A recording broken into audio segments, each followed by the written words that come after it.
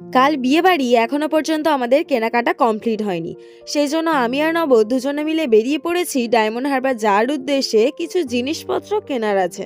তো ডায়মন্ডে পৌঁছেই আমরা প্রথমে গেলাম জুয়েলারি দোকানে। অনেক জুয়েলারি ঘাটার পর নব সিলেক্ট করলো এটা আর এটা। তারপর আমিও নিজের জন্য সাউথ ইন্ডিয়ান স্টাইলে একটা কোমরবন্ধনী বেছে নিলাম। চলো আমি কি কি কিনেছি সেগুলো তোমাদেরকে দেখাই। আমি কিনেছি এই কোমরবন্ধনীটা আর সাউথ ইন্ডিয়ান স্টাইলে দুটো চূড়, ক্লিপ, সেফটি পিন, গার্ডার। দেখো জিনিসপত্র দেখতে দেখতে যত টাকার আমরা জিনিস কিনবো ভাবি তার থেকে অনেক বেশি টাকার জিনিস কিনে ফেলি, তারপর আমরা আফসোস করতে থাকি, যেটা আমি আর নব করছিলাম। তারপর ফুল দোকানে গিয়ে এই ফুলের কয়েকটা মালা আর কয়েকটা চন্দ্রমল্লিকা ফুল কিনে নিলাম।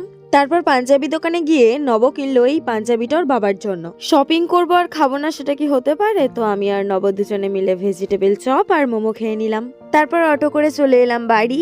বিয়ের ভ্লগ আসছে, তোমরা দেখতে ভুলো না কিন্তু।